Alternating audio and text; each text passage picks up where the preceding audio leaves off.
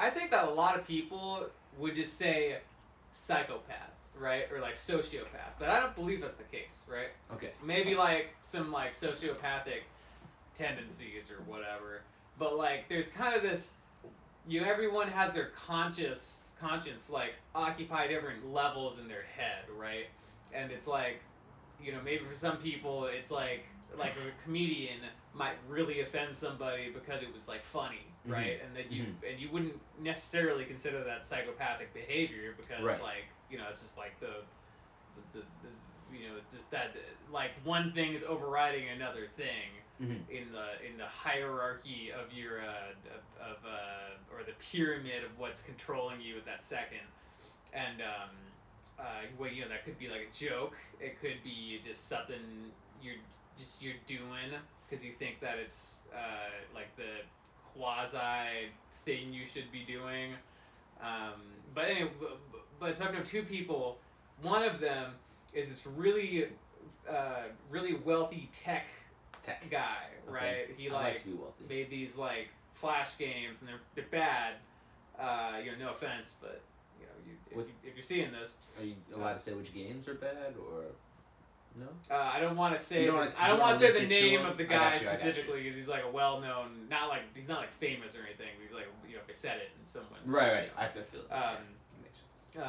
But anyway, so he does things that like purely just to make people like aggravated, right? Because he thinks it's like funny, and he thinks it's like I do that sometimes. in his mind it's like your bonding thing. You know what I mean? It's kind of like when you like it's kind of like when you like burn one of your friends like Carlos, your nipples are weird or something. I don't know. Carlos, your nipples aren't weird, but like something like that, right? And we were in Switzerland, or not Switzerland, we were in Finland, and we had just been in Norway, and I'm Norwegian, yes. It's like a part of my identity. I still have bulk of my family over there and whatnot, and been there a lot through my years, and he was doing this thing in Finland where he was like, it was like he was saying like, oh, you're not a real Norwegian dude, you're not really with the shits, and he was like saying poking, this to you. yeah. Oh, okay. And he was like poking Got me under your skin. to try to purposely get under my skin, but I think the reason why we're such good friends is that I kind of took it as like a rassing, you know what I mean? Right. I'm saying that word. Raising, something like that. Yeah, something like that. It's like this, like a burn, like saying Carlos, your nipples are weird. Carlos, your nipples are weird. They're fucking weird, man. Yeah. But he does stuff like that, just to get under people's skin that he thinks will make them mad for fun. It's like a for fun thing. Or like one time we were in a candy lane with, this is kind of a more complicated story, but we were with this girl. It was this girl who was how I met him and me, and this is like my first time meeting him, and he says to all of us, there's this like fat girl in the candy lane, right? She's and then the guy says to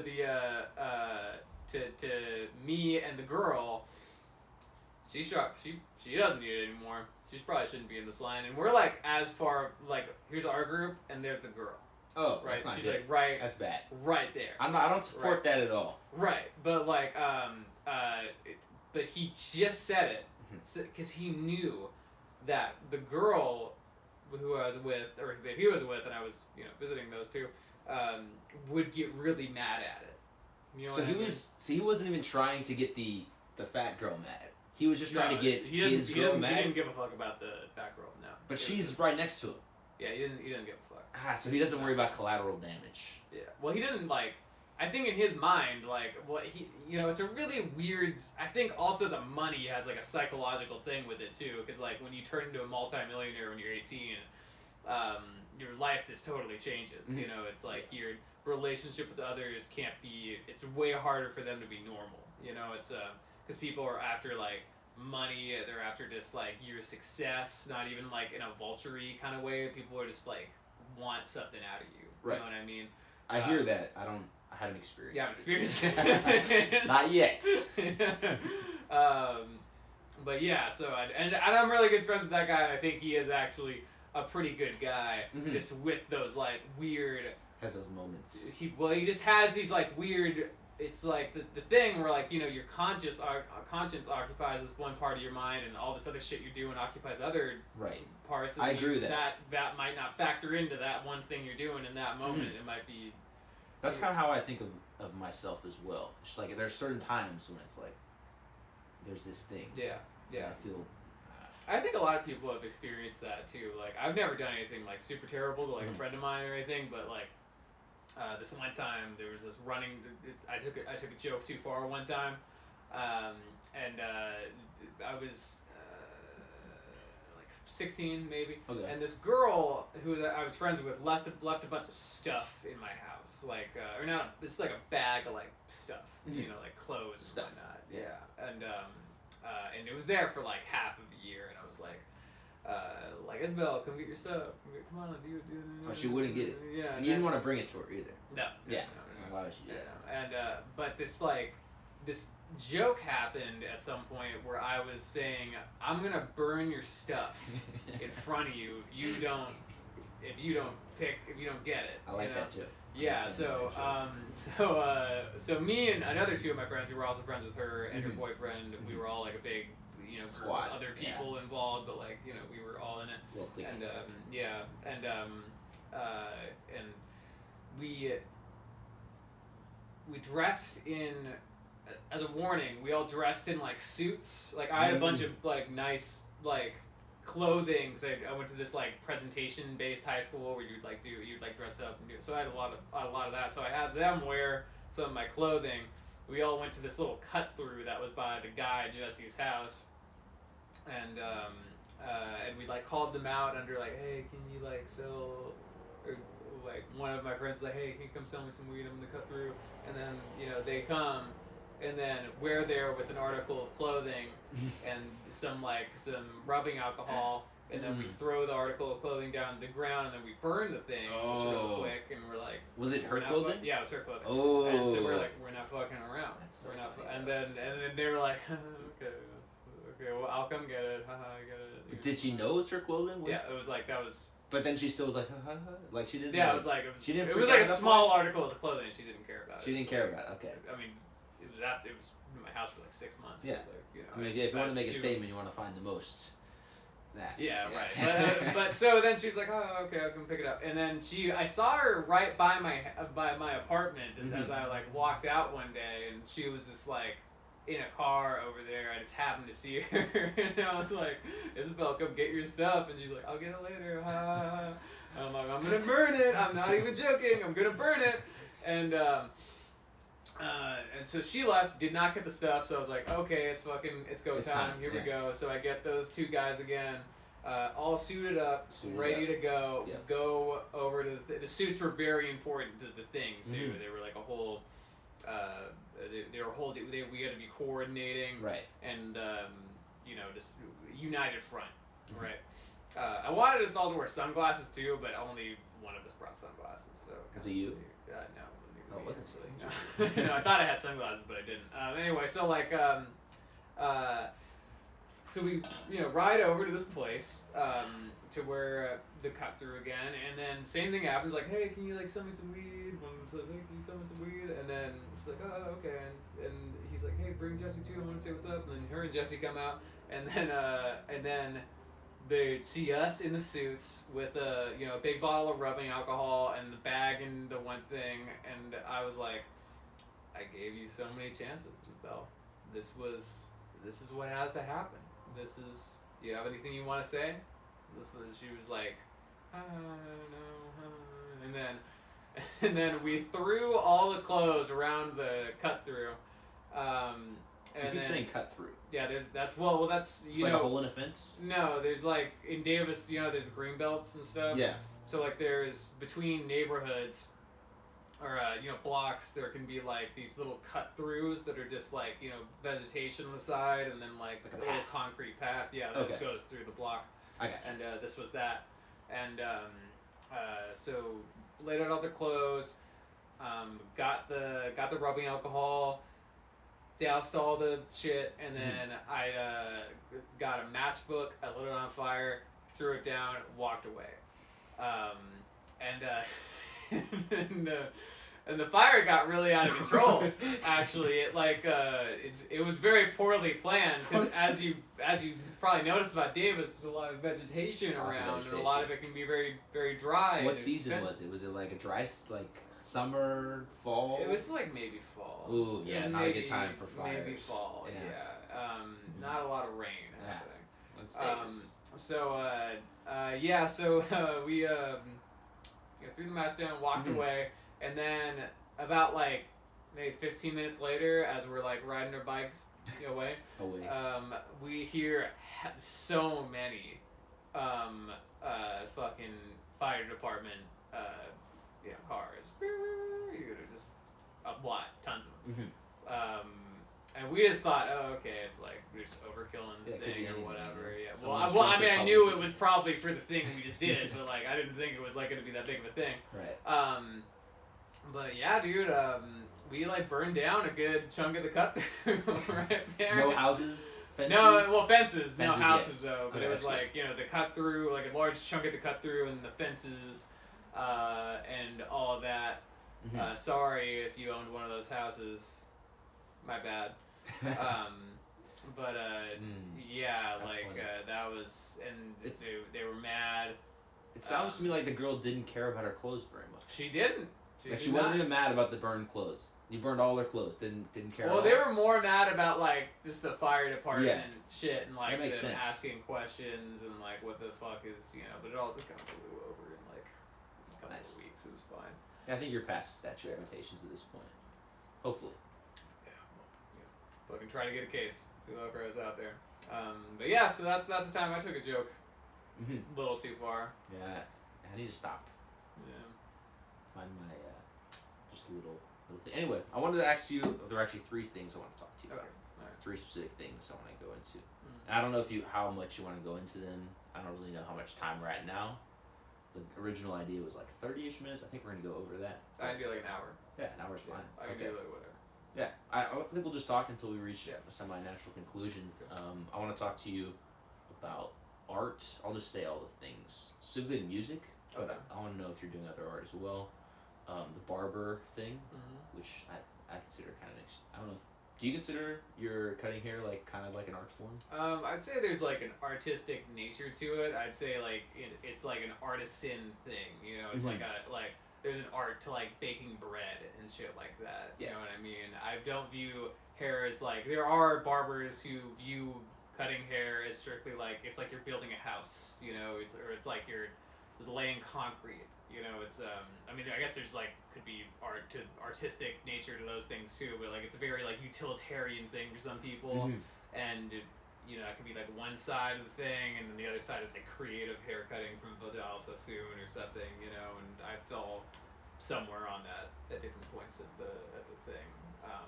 But you want to start with the hair? Yeah, let's start with it. It sounds like you're chomping at the bit. Yeah. Okay. What was your original inspiration to cut hair? Like, when did you decide? It was like pretty soon after I graduated high school. I was kind of in this situation where like I had wanted to be a musician from like when I was like 7 or something up until when I was like 16. And at that point, when I was 16 or whatever, I just kind of realized music industry, this is not for me. Having your whole lifestyle and everything, you like money wise and all depend on like your artistic output, and not even on your artistic output it's like who it's just like any other business, right? It's just how much money you're making for other people, and it's just, didn't seem like a good career for me personally. So then I was kind of like thinking like, oh, what am I gonna do? Maybe I could do like logistics for music or something, like tour managing or whatever. But then I like talked to a couple people who did that, and it kind of didn't seem like it was it for me. But I knew I needed to do something where I was like engaging with people, like getting a lot of face-to-face interaction, something where I could be like selling myself, and something with a lot of talking involved. Those I'd say that's like my number one strength is communication and talking and like having like developing rapport and whatnot. And there was this guy who I worked for a little later who I actually fucking really dislike. You dislike him? Well, you know. Did you dislike him then or now? No, I liked him then. Okay. I mean, he was just a really weird, eccentric guy. Those are my favorite kinds of people. Yeah, he was. He's a complicated guy. Mm-hmm. You know, if I saw him on the street, I'd be like, "Hey, how you doing, Jerry?" But his name is Jerry, by the way. Jerry. Hi, Jerry. Yeah, hey, Jerry. But anyway, so he was like the first hairdresser I ever really had that like. So he was cutting your hair. Yeah. Okay. It's so when I don't know if you've experienced this with like a barber or like a hairdresser, but you get this like connection between like two. You know, a lot of people have, which I call them laundry clients, which are just like they go in. Yeah, they go in. It's I think we were talking about this before. Yes. The kind of hierarchy of needs for clients, and some people are just like go in and make my hair shorter. I don't really know or give a fuck or like whatever, and I would fall under that for a long period of time. After I was a scene kid, for a while and I really cared then, but like, you know, it was, anyway. But he was the first guy who ever really felt that like rapport with, and he was telling me about like his like journey as a hairdresser and like the business and shit like that, and he told me, hey, I think you would be a good hairdresser, and I was like, okay, yeah, maybe I'll like look into that, and then like a month later, I was gonna moved to San Francisco to start hairdressing and going to school and stuff like that. Nice. And so it was a pretty quick thing. I don't remember like the moment I decided to do it. It was just kind of one of those in your things head, and where then you just kept thinking about it. And just yeah, did it. it happened pretty fast. Yeah, it was sounds like. Yeah, but, and so then. Like you weren't going to San Francisco anyway. You're like, I'm gonna do this in San Francisco. Yeah, in my head, I was like, San Francisco would be a good place to do what I want to do, and it really is in a lot of ways. San Francisco, like big cities and whatnot, can be a really good place for a lot of hairdressers for a specific kind of thing. So I went. This is like 2014, I think. When it's 2020. Yeah, it's 2020 right now. Rona. So like. So yeah, 2014. I go off to school. Start living in San Francisco in this fucking hell house. It was like this. There was like me and it was 2 bedrooms and it was me and like eight people living in it. I think, and all like boys and like. What was the rent per person? Like when you have 9 people, and San Francisco is notorious for having crazy high rents. Mine was like maybe like $350 nice. or whatever. We had this joke too where we all convinced this one guy who lived there, Brandon. How you doing, Brandon? If you're out there, you're not, but like how you doing? That I didn't pay rent ever, and it was like this. It was a wild place. It was a very like. Very fucked up, like super fucked up. You want to talk about how fucked up? Or? Yeah, I can give a couple of stories. Please. We had a couple of rituals. Like we had this friend Spencer, who would always bring us a bag of kale after he's done working at what's that place? Trader Joe's, and we would all wrestle for the kale. It was like a fight club about the kale. And me and Francisco would win most of the time. You and Francisco. You guys are pretty evenly matched. Probably depends on what, you know. Francisco has more of a killer instinct than I have. Really, at the end of the day, I think is what it comes down to. You're more like tenacious. It was, you know, I'm like 6'3" and relatively heavy, and you know, everyone was kind of smaller, and you know, so I just think I had size advantage. And you know, I had like some, you know, novice BJJ experience and whatnot, so you know some. But yeah, anyway, so we had that thing going on, which evolved into knife fights about it. But they're dull knives. They were dull knives. But I remember one time I had gotten this. I was doing this thing at the salon, and Francisco, for the bag of kale, he slashed me with a knife the day before.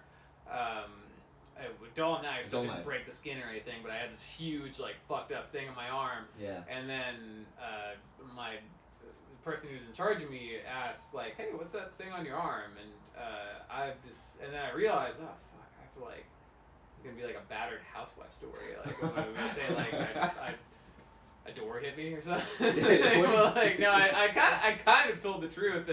But there was, like, no way I was going to tell her my roommate slashed me with a knife.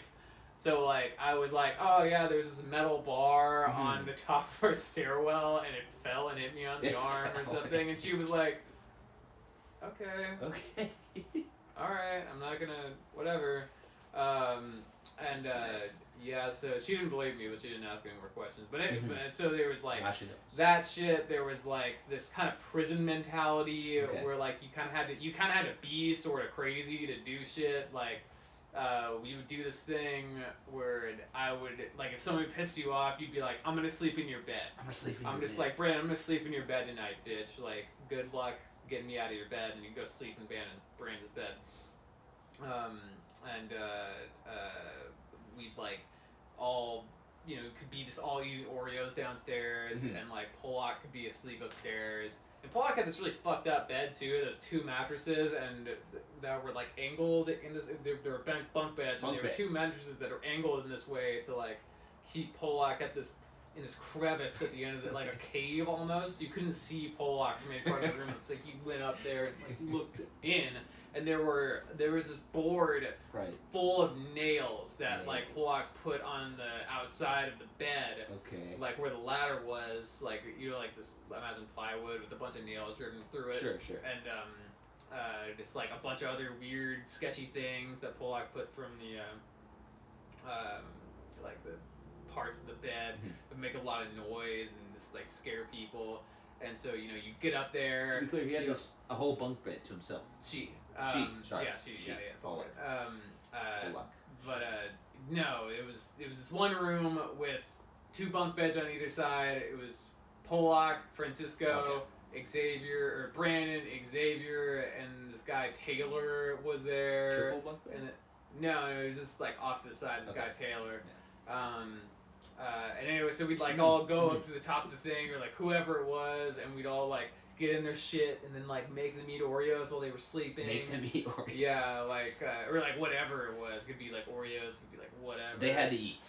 Yeah. They were sleeping. Yeah, yes, yeah. And like everyone was like in bands and shit, and like was you know, had the sort of like, it was just this general, you know, aura of the house where like you had to do weird shit and like be like super artsy because we're in San Francisco, you know what I mean, and not to be like, it wasn't like pretentious or anything. It was just, you know, we'd like go.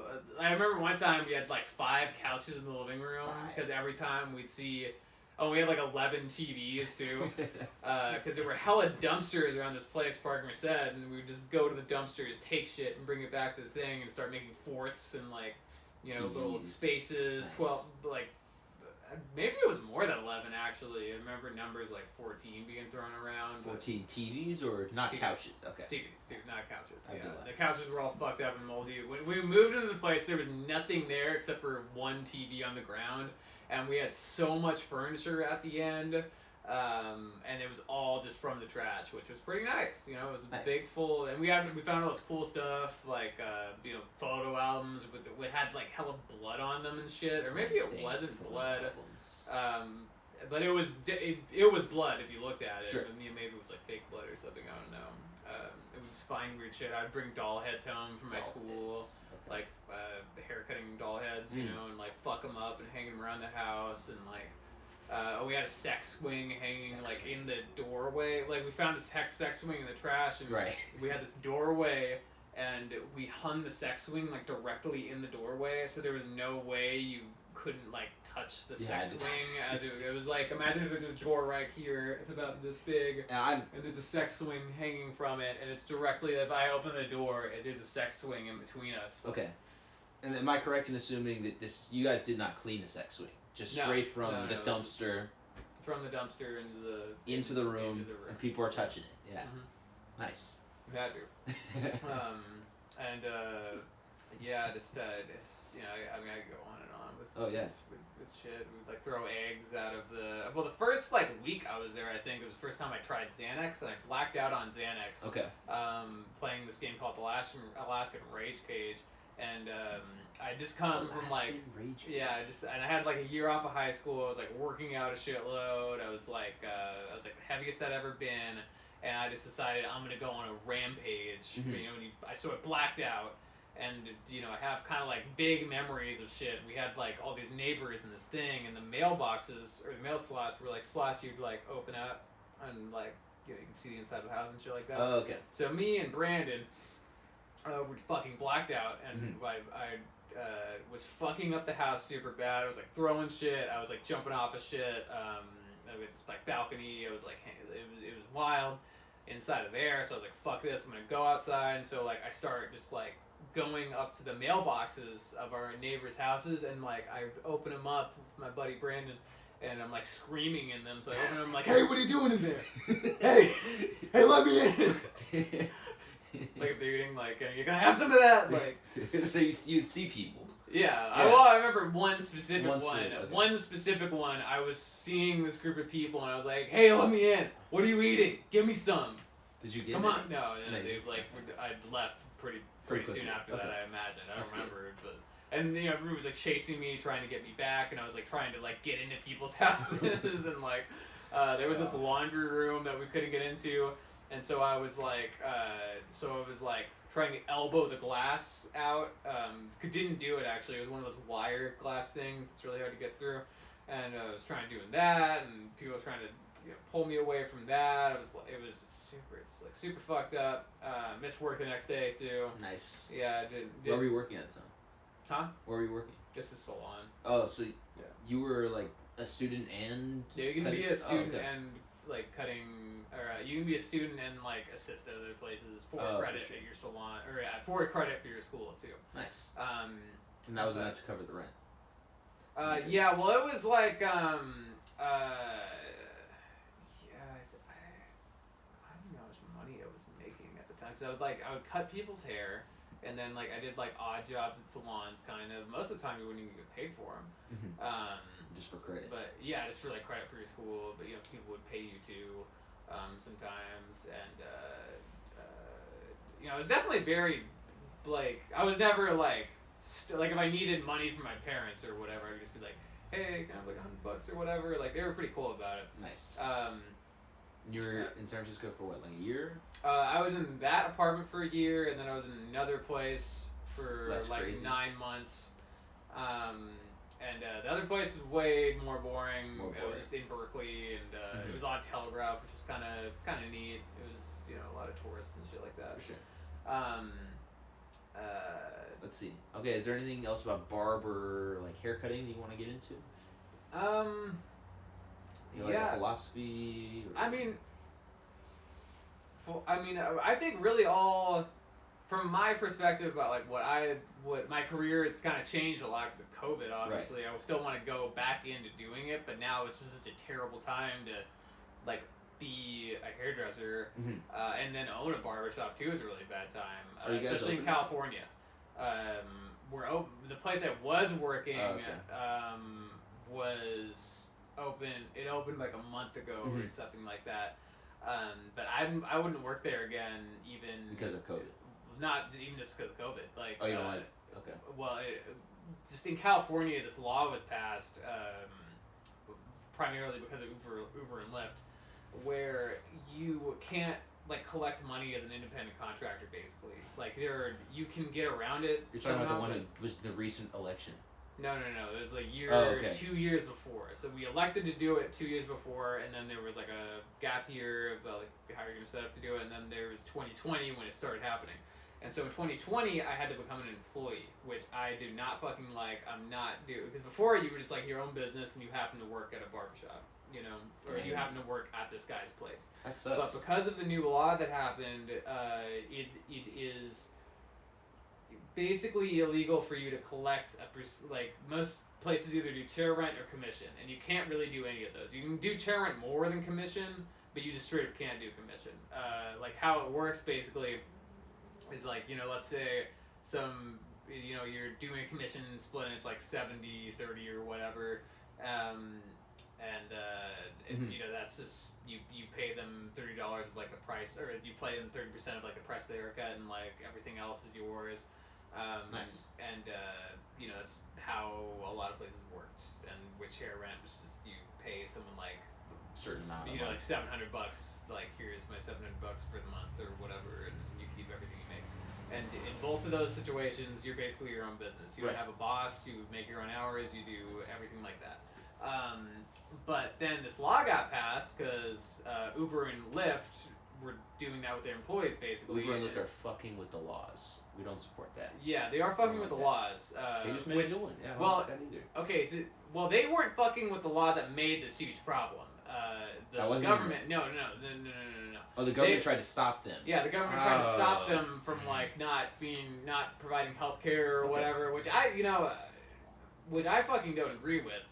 First of all, is like, I don't think the government should kind of, like, if I enter into a contract with you where it's like, you know, we start a ride sharing thing, I drive for you and you get like, you know, like 40% of the thing or whatever, and then you facilitate me getting the clientele or whatever. I mean, if something super fucked up is happening, like you're taking my money or like that's whatever. When the government should step in. There were problems with it, but like what they did was they basically made it impossible for any independent contractor to make money from their employer, or from the person they're getting their money from, who's giving them the commission split. So is independent contracting in California dead?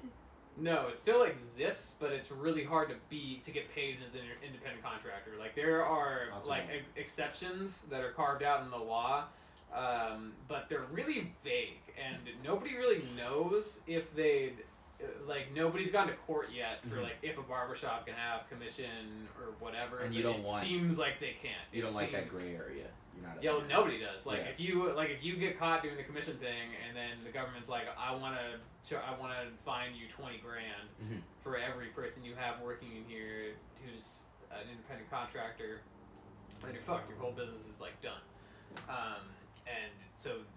And then even if you do chair rent, you can't do chair rent either. You have to have, like, each person has to have, like, their own business license. Like, you know, let's say you own a barbershop, and usually how it works is I pay you $700 and I can work at your barbershop and, you know, do my thing. Do you have to, coordinate with the other barbers, like, no, hours, or everyone has their own chair specifically? Well, you know, some places you can rent, like, half the chair and, like, do, like, times in the chair and whatever. Like, that does exist. I'm not sure if that's exactly legal, though. Yeah. Sounds like there's a lot of gray area. Yeah, there's a lot of gray area. But with the new law that was passed 2 years ago, you have to, you basically, like, I would have to be my own business. I would have to get all the paperwork that, like, you would usually get as a barbershop owner, and I would have to be my own barbershop, basically, and I would just happen to, like, you would be like a landlord at that point, basically. You're renting this building to rent it to these other people, and you're not a barbershop. You just own this thing, or like rent this thing, and then it's really stupid. It's just a complete unnecessary thing that needed to happen. It didn't even solve the problem of Uber and Lyft drivers or the Amazon workers that the thing was about. It just created this whole other problem where it's way harder for people like me to get money. Which sucks. Yeah, it totally sucks. It was ridiculous. Like, the thing, it was so fucking stupid. It was ridiculous. And I was making really good money before the thing happened, especially when I split my time between here in Davis and then in this place in San Francisco, where I was making a lot of money, and you know that one was, you know, kind of all under the book, so I didn't pay. Never mind. But stuff like that can't happen anymore. You have to be an employee or do that chair rent thing that I was talking about, and those two things are fucked. Because most people who own barbershops, I don't want to be an employee of. You know, I don't want them to control any of my shit like that, which is... I understand what you're saying. I don't like working for people. Yeah, Not a fan. It's kind of some depends on the person. Totally depends on the person. But most people, I feel, I've had two really terrible experiences working for people, and then the last place that I worked was turning into a really bad experience when the guy was actually my boss. The guy once the employee, once there was like the employee-employer thing, I was like, dude, fuck this. This is not gonna. This is not. So I got a question for you. Yeah. Would you ever consider opening your own barbershop? There's the other part that's fucked up right now too, is because of that law in California, it's really hard to get people. I could open my own solitary location, but then I'd have to be making all the money. What if you went in as like co-owners with other barbers? So that could be a way to do it too, but then I'm still making all, like, you can split the rent of the place that way. But the thing where, like, you have the business model of, like, you're the guy that owns the place, and you rent out all this extra space you have to these people, and they're not your employees. You don't have to pay, like, workman's comp or payroll taxes or Social Security or any of the shit that, like, it costs a lot to employ somebody. Right. Even if, like, even if they're a fucking minimum wage worker, like, it's really insurance, hard. It's a lot of fucking money to do comp, that. all that stuff. So you need to have that initial capital, and then there's no guarantee that, like,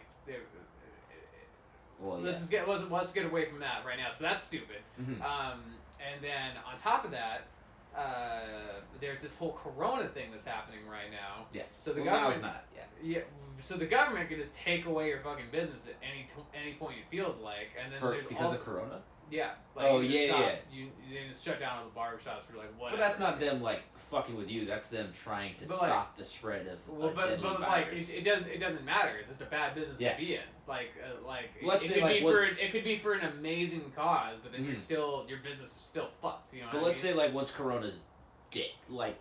Okay, 4 years from now, maybe it doesn't exist. It's kind of a long time, right. and which is why I'm not doing the barbering thing right now. Right.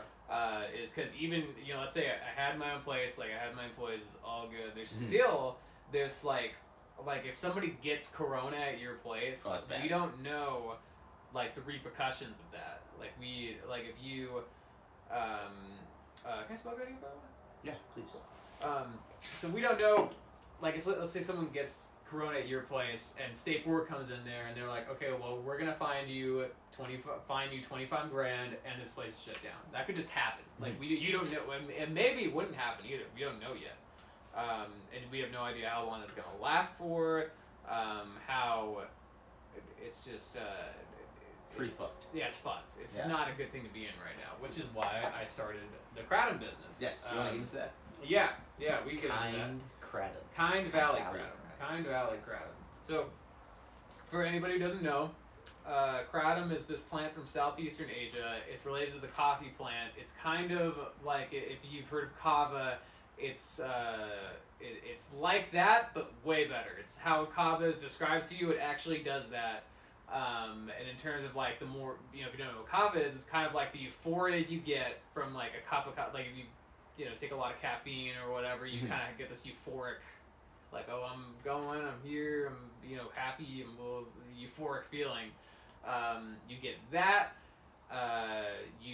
Depending on what kind of strain you get too, like a darker strain, there's a more sedating effect, but still the euphoria is there. It's like, it's a herb that helps relaxes you. Basically, is the easiest way to say it. And for some people have this weird reverse tolerance thing where they have to like take a lot at one time at first, and people have different reactions to it. But I fucking love Kratom. I've been taking it for like 5 years. I've tried it. It's not bad. Yeah. Well, some people, some people just don't like it. Some people it does nothing to. Like when I take it, the first time I took it, it was like I took Narcos or something. Really? It was crazy. Yeah. Okay. You said you've been taking it for years. Yeah, like 5 years. Yeah. That doesn't seem like it's affected you too negatively. I can't see any glaring defects in you. Yeah, I mean, really, it's like, if you're just smart about your consumption, right? You'll be as with anything. Yeah, yeah, totally. You don't want to go overboard. Yeah, and it is like the sketchy part about it is that, and I don't really consider this sketchy, but I think like when you use words like opiates and like drugs, I would get scared. Yeah, people get like, really turned on. Really Yeah, turned that's on, right. It goes really. one or two ways. Very Yeah. polarizing. Yeah, I'd but say that. Polarizing is good sometimes. So the way it works basically is like you have like receptors that absorb opiates. Like if you take like an Oxycontin or something like that, the thing latches onto the thing, gets swallowed up by the thing. Kratom interacts with some of those same receptors. So like it goes onto the thing, but instead of getting absorbed by it, it just goes onto it and then falls off of it. So it's a lot less like intense than like actually doing an opiate, but you do get kind of the same euphoric effects from opiates. And it does work pretty well as a natural painkiller too. Like I've taken it for like toothaches and like whatever. I first started taking it because I was having these tooth problems and really? Yeah. Who recommended it to you? My friend Francisco. Yeah. Oh. And I just really loved it, and I did a lot of research about it, and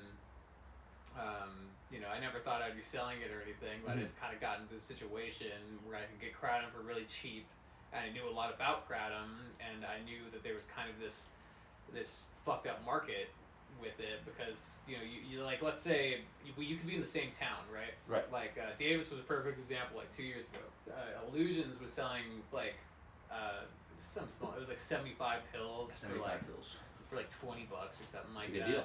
You can't find that these days. Bad deal, actually. Bad deal? Yeah, bad, really? Bad deal, yeah. Why bad? Or, not terrible, just like... Well, you mean bad for the time. Yeah. But No, I mean, like, I will make all clear. So, like $20, 75, and then, down the way a little bit, there's this other smoke shop called Smoke Hut, and that Smoke was Hut?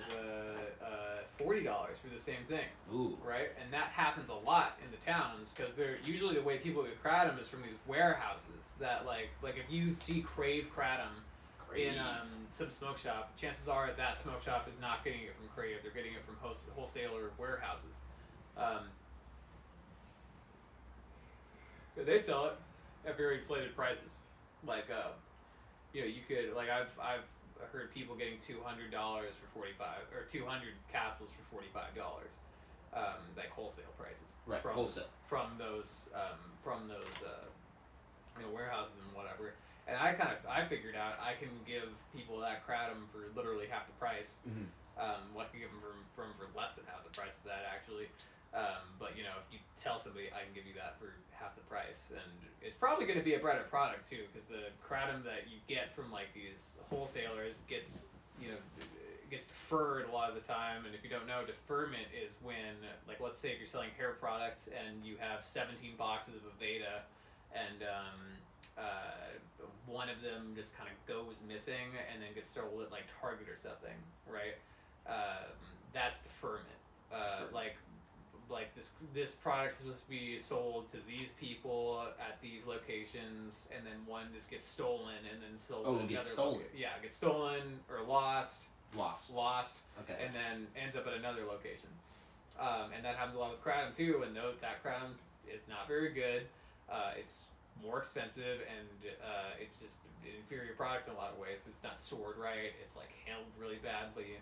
And basically, what my company does is we find stores that are getting really bad prices for kratom and probably not very good quality kratom, and we just go in there and we're like, hey, like, we can give you kratom for cheaper, and it's probably going to be better kratom than what you're getting right now. And if you can talk to an owner, like the person who's actually doing the ordering and shit like that, the economics of the thing usually makes sense. Like, if I walk into a store and I see someone selling 40 pills for $20, I know that place is, one, not making a lot of money off of kratom because they have fucking ridiculous prices, and they're getting their kratom for really bad prices, and I can alleviate both those things with my company. Nice. So, the economics of the thing makes sense. The hard part is getting in front of the owner. in front of the owner, Yes. because smoke shop owners are notoriously not super. They don't want to They don't like talking to people. Well, they're just hard to get a hold of. Yeah. They're not at the smoke shop all the time, most of them, and they like don't return calls, and they don't fucking check their email and shit like that. It's especially if you're not making a lot of money off of kratom. But like, why would you care? But if you just can, like, if I can just sit down person to person and explain this thing, then the economics of the situation just makes sense. So, right. that's kind of what I'm trying to get off the ground right now. We made one big sale One so big far. sale. Nice. Congratulations. We've had, and we sold all of our product that was packaged, and now it's just a matter of like repeating that process, which I think is a really doable thing. If I just sell to like 10 stores, like per month, then I'd say it's like a year-long goal, and at the end of this year, I want to be selling to 10 different stores around the amount that we sold that big-ish order for. And how? So you don't really have the data on like how quickly they resupply or anything like that yet, do you? Well, it depends on the store. There's kind of like averages. Like if a store is selling like a lot of kratom, then it could be like 5 kilos per month. Okay. That's like, or that's not a ton of kratom, but like, I'd say that's a pretty middle ground. Like those are, and also if a person is buying, like I've talked to people who are buying like a fucking like 20 grand of kratom at a time.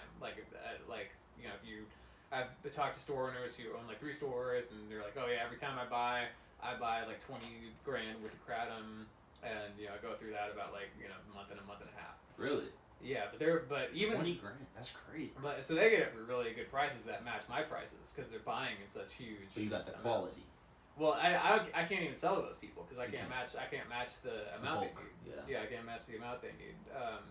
But it's kind of what's nice about that is that even people who were getting the crowd or buying them as kratom one time, basically, like I'm matching the company that they're getting that from, like price wise, which is a pretty good sign.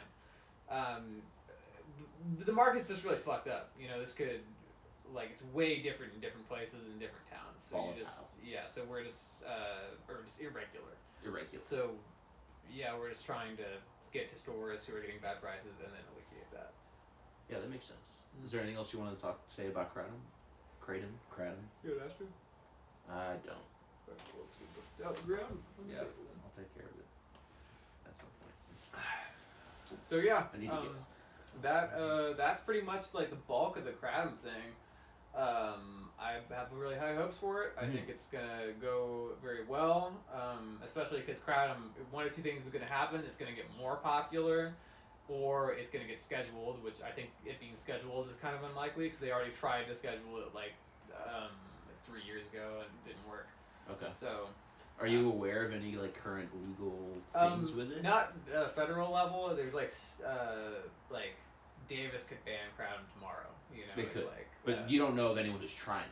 No. Okay, But that's I don't know like Milwaukee, a town in Milwaukee is specific, but you just have to go to like specific.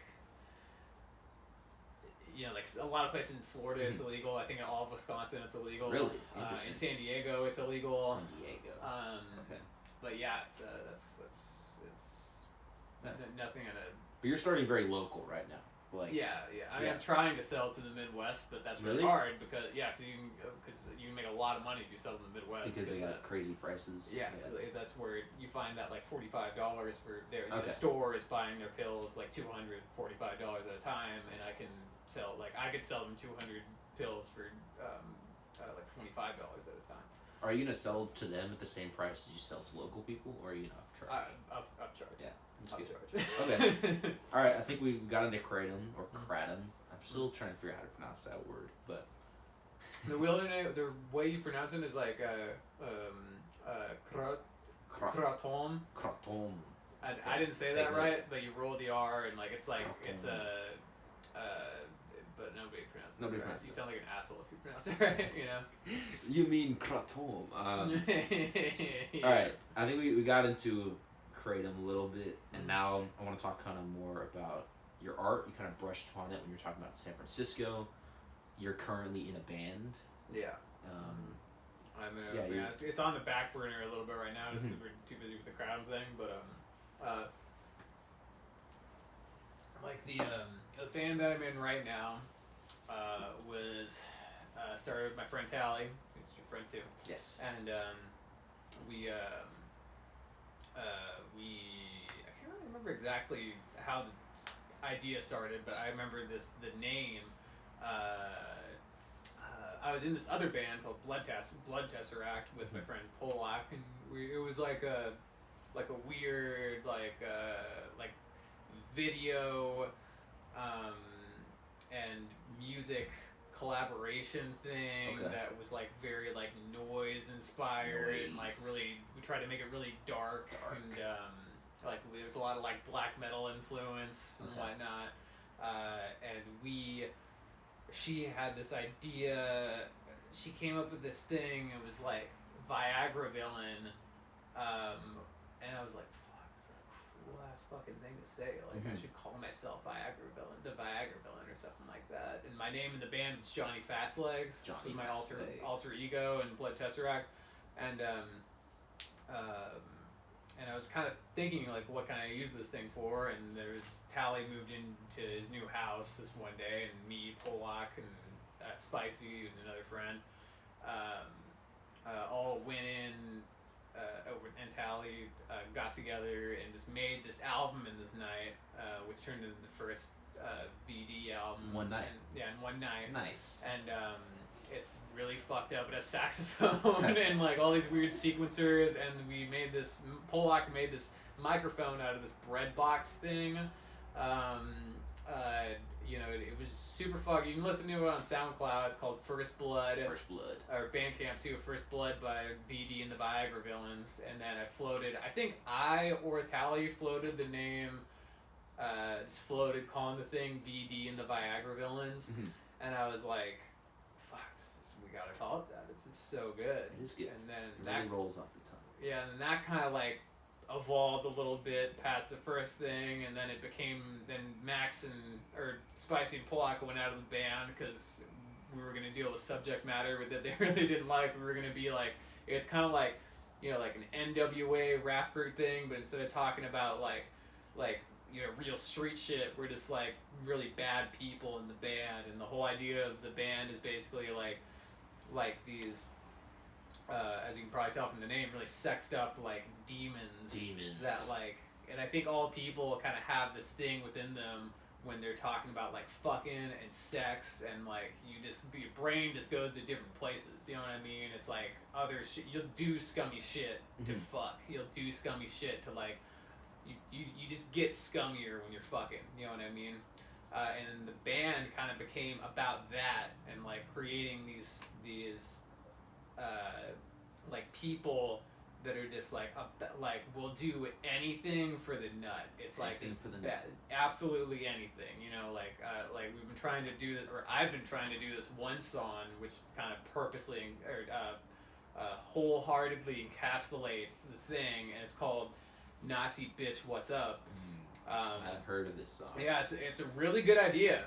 If you think about it, people are kind of scared about it because it's just like the name Nazis in it. But the point of the song really and is bitch is also in it. Yeah, and yes. But like we're way past that. Like I don't think anyone cares. The point of the song, we basically go to where I came up with the idea. I was talking on the phone with Tally on the bus. And then I was just like, oh yeah, dude, this really hot girl walked in, and he was like, oh yeah, what she look like? Blonde hair, blue eyes, she a Nazi? Because there's this like inside joke that I'm a Nazi and stuff. Because Yeah. And he said that, and I was like, no, but I was like, fuck, what if she was? What if she was a Nazi? Like, what would I do?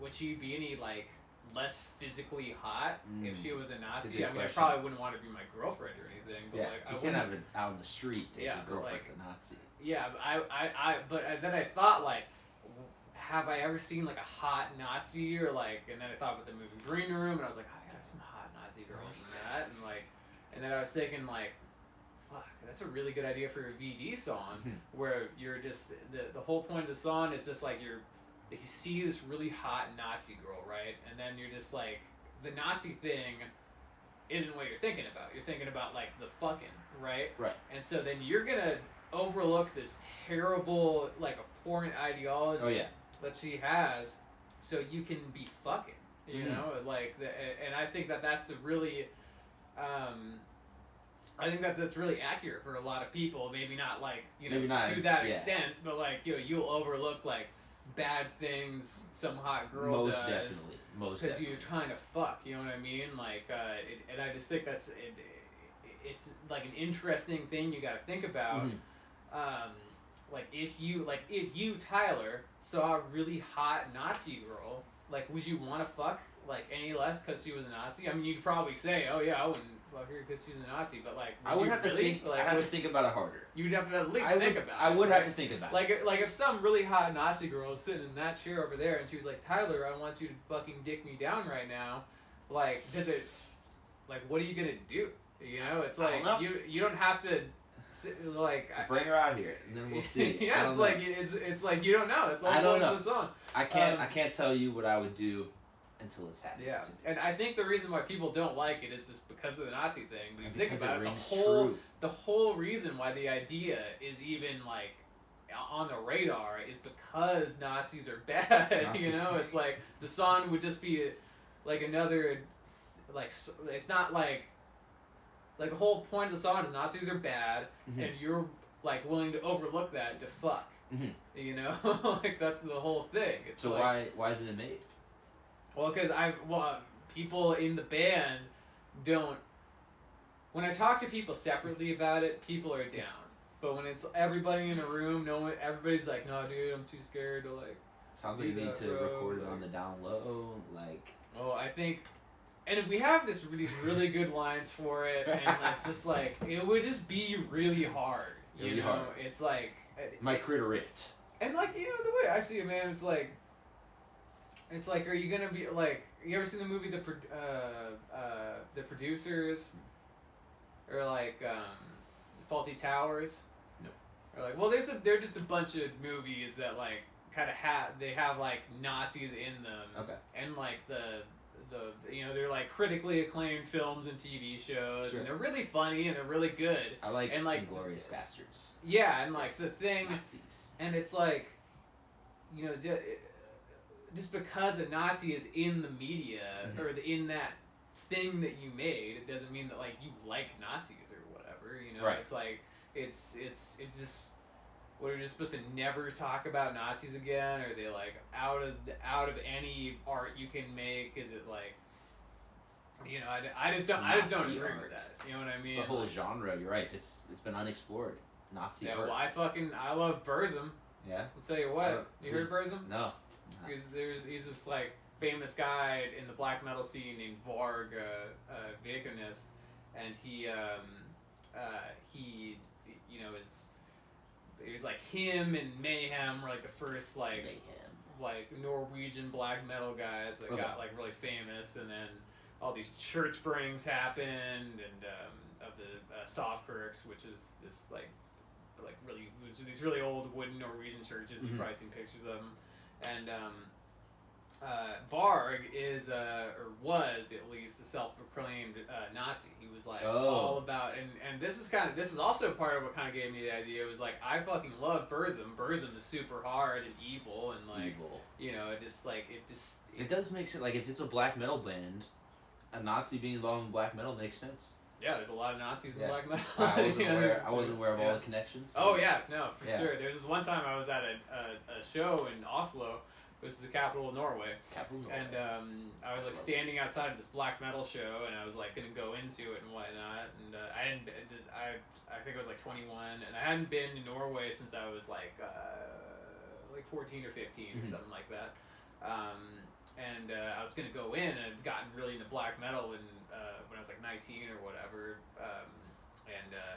And I was, outside hanging out, and then there were all these badges with the word Nordstrom on them, which is spelled exactly like the store Nordstrom. Yeah. And I was like, there's no Nordstroms in Norway. And I was thinking, I saw these badges everywhere, and I was like, what's up with Nordstrom? Do these people fucking there's no way this means Nordstrom. And so I went up to one of the guys, and I was like, hey man, like what's up with like all the Nordstrom pins? And he's like, oh, it's like Northern Power. Northern Power. Or it's like Nord Power. It's like Norwegian, like Norwegian Nazi. Yeah, yeah, basically. And or they actually don't like Nazis apparently. Oh, they don't like Nazis. Yeah, Norway has a weird relationship with Nazis because of the invasion. But okay. Are they like still racist? Oh or- yeah. No, Okay. they're like Nordic supremacists. Nordic basically. Yeah, supremacists. they're like. That's interesting. Yeah, and then when he said like Northern Power, I've heard that term before. I have this like uncle who's like a really sketchy guy, and he's like that sort of shit. And I was like, oh, I get it. Nordstrom. Yeah. It was like, and then I was like, oh yeah, fuck, yeah, black metal and Nazi, yeah, it's totally a thing. Fucking forgot. Yeah. And I left, Makes but sense. yeah. Let's see, so wait, do we think that the clothing store is a Nazi front? I doubt it. Maybe.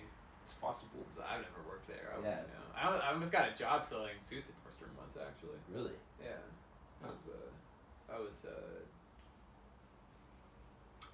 It was funny. It was a job selling suits. Yeah. And I was the only guy that showed up in a suit for the interview. Isn't that funny? So why didn't you get the job?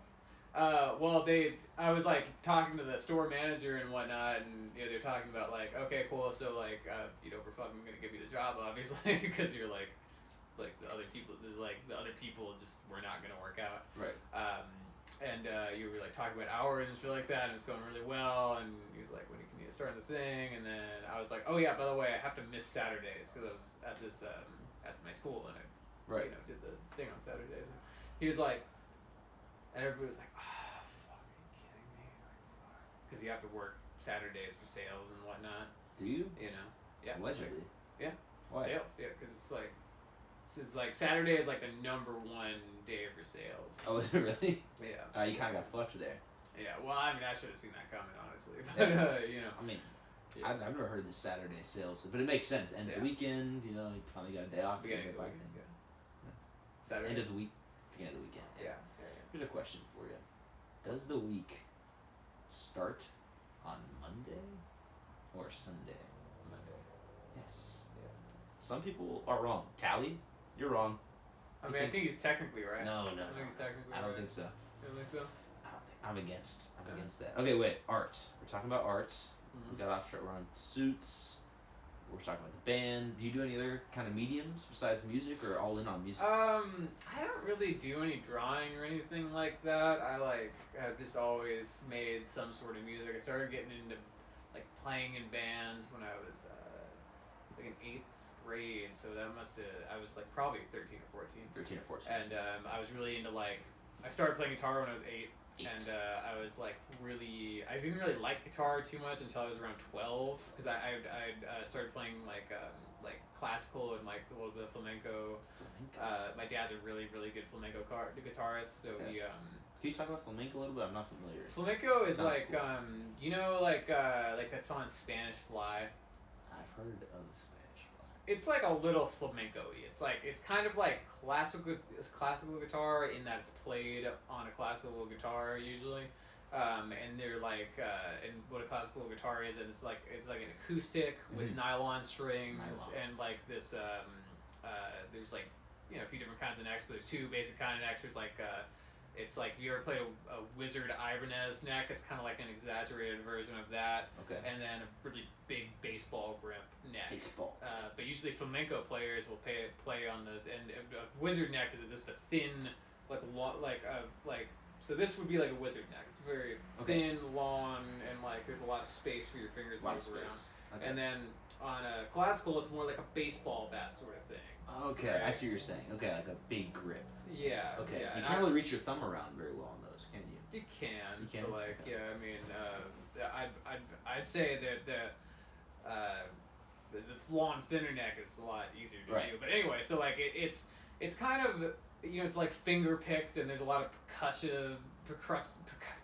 percussive things happening with your fingers. It's like you kind of slam strings a little bit, and just the techniques are a little more intricate than like classical guitar. Classical guitar is very rigid, and you have to do this thing, that thing, this thing, that thing, and your mind is kind of working like that when you're playing classical. It's regimented, compartmentalized, and flamenco is a lot more freed up, really a lot more flowy.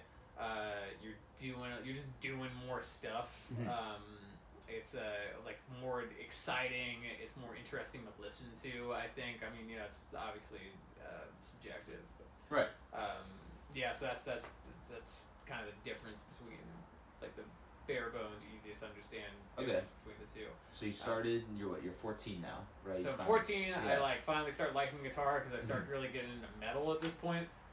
Because like flamenco and classical stuff is awesome. It's really good, but I just never really liked it that much. You know what I mean?